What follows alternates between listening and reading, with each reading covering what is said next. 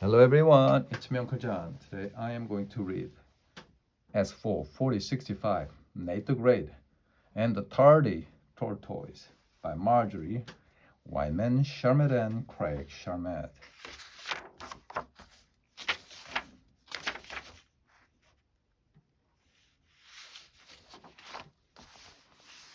I Native Grade am a detective. This morning I did not have a case to solve.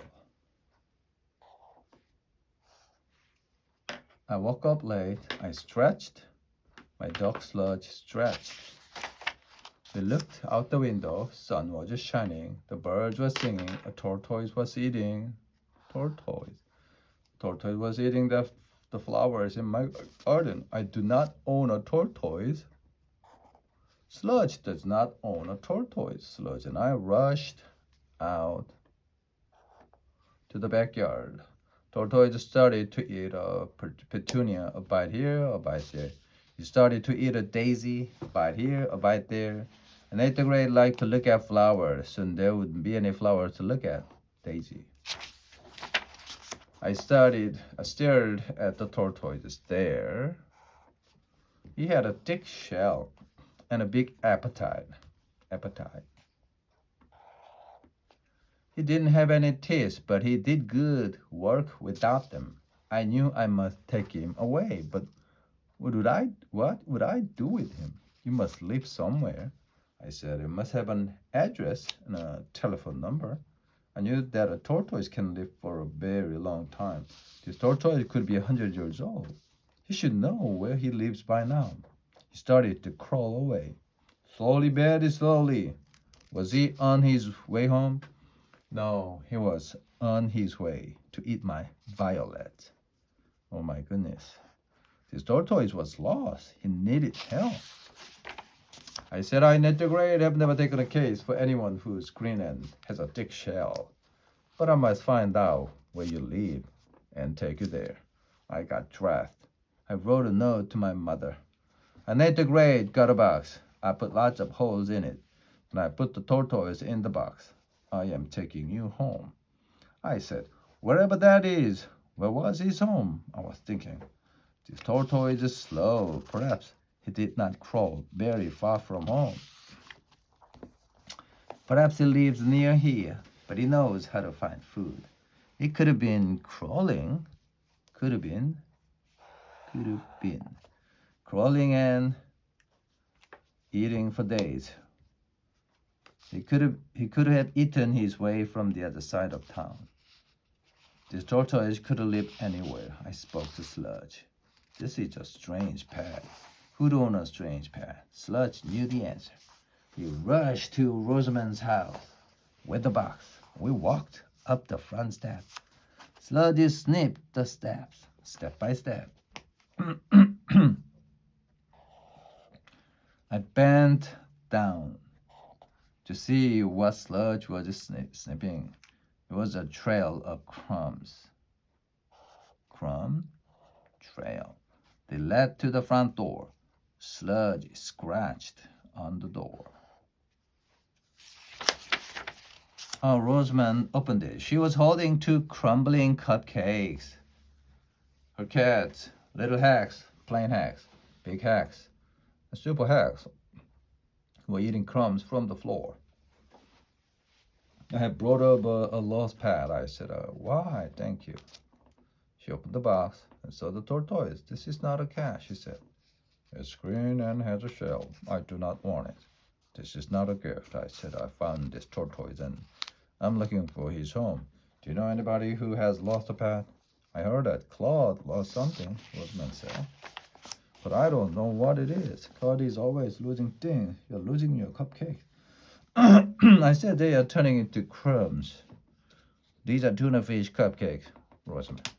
Rosamond said, want some? I Grade had not eaten breakfast. But I was not that hungry. Sludge was licking up the crumbs. It was time to leave.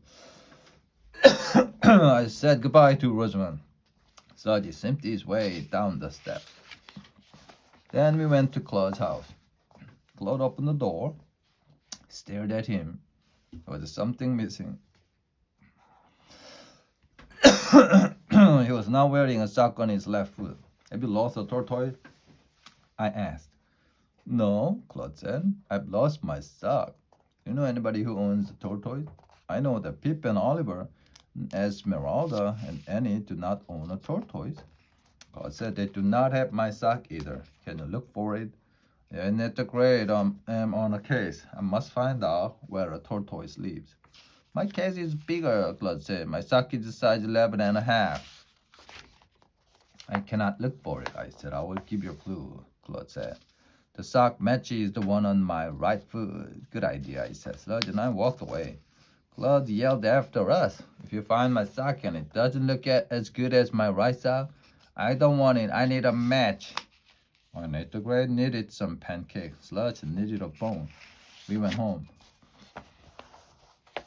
I took the tortoise out of the box. He crawled around the kitchen slowly, very slowly. I made pancakes. I gave Sludge a bone. The tortoise looked at me. Was that a hungry look? You're full of flowers, I said. He kept looking. I gave him a piece of pancake. He took a little bite. Your owner must wonder where you are and when you are coming home. I said, you are one tardy tortoise. Tardy. I ate the great. Ate a pancake and thought. I needed a clue. What did I know about this tortoise?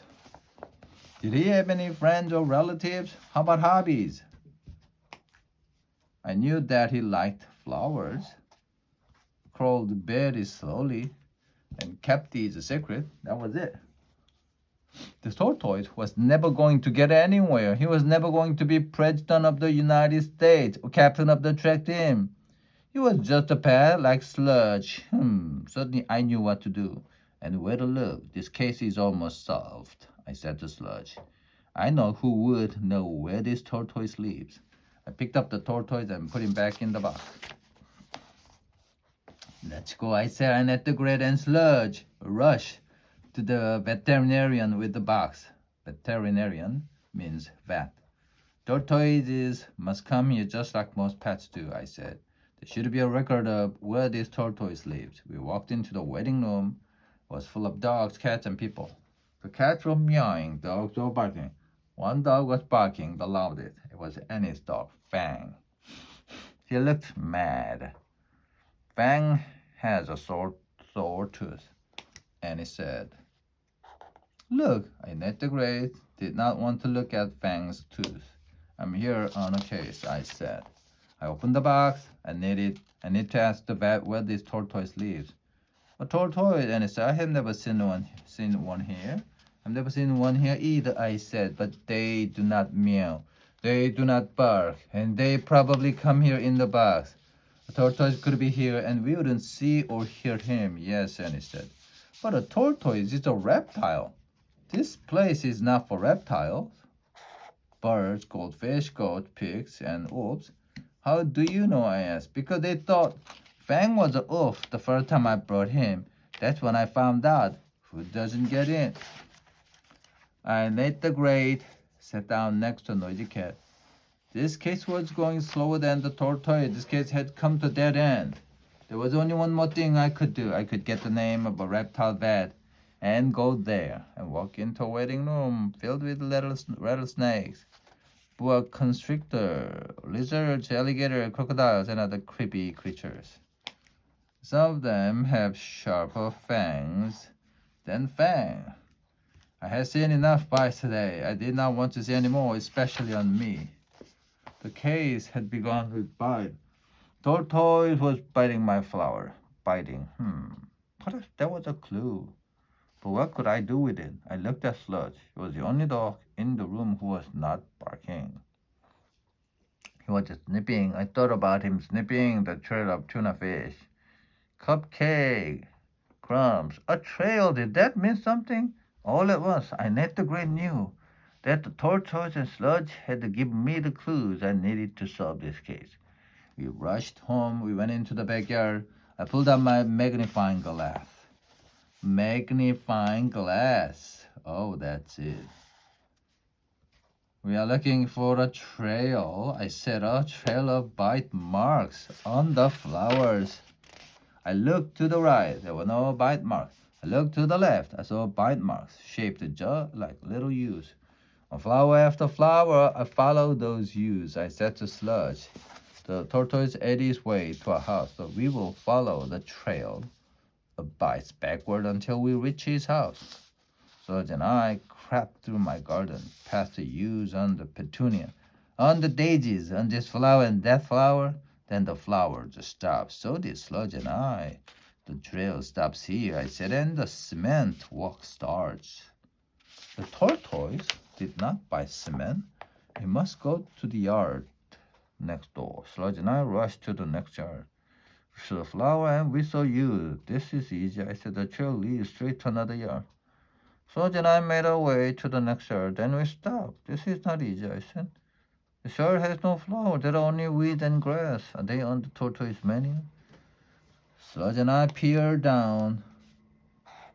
We did not see any yews, but we did see a trail of dirt where weeds had been. Weeds. Where grass had been, the trail zigzagged. Sludge and I zigzagged. We zigzagged to the other side of the yard. Tortoise had munched and crunched his way from end to end. Munch, crunch. Then the trail stopped. More cement. On to the next yard, I said. The next yard was full of rocks, but I saw something bright on the ground. Was it part of a flower? I bent down to look. It was Claude's sock. It was full of holes. I need to read. If just solved the case I did not want to solve, and found the sock Claude will never want to wear. Picked up the sock and put it in my pocket. Rocks set us out. I said, the yard is no help. The trail is cold, but we will not give up. On to the next yard. The next yard was full of statues. Snow White and the 7 dwarfs. 5 flamingos and 3 ducks. There was nothing alive or green or growing. The tortoise couldn't have eaten here. The tree is getting cold, I said. Snow White, the 7 dwarfs, 5 flamingos, and 3 ducks cannot help us find the tortoise home. But I, Nate the Grey, will never give us. Sludgy whacked his tail. Whack, whack, whack. We went to the next yard. It was a mess. I saw pieces of flower, pieces of wood, pieces of grass, pieces of grass. The yard has been bitten to death. Sludge and I looked at each other. I need to agree, say that the tortoise must have eaten many meals in this yard. This must be his favorite restaurant. And suddenly I knew why. I saw a fence with a sign on it. Beware of the tortoise. I opened the box. I spoke to the tortoise. Welcome home, I said. The case is solved. I took the tortoise out of the box. Suddenly a lady came from behind the fence. She ran toward us. Speedy, did you escape under the fence again? You're late for lunch. Lunch? I thought. Tortoise never stopped eating breakfast.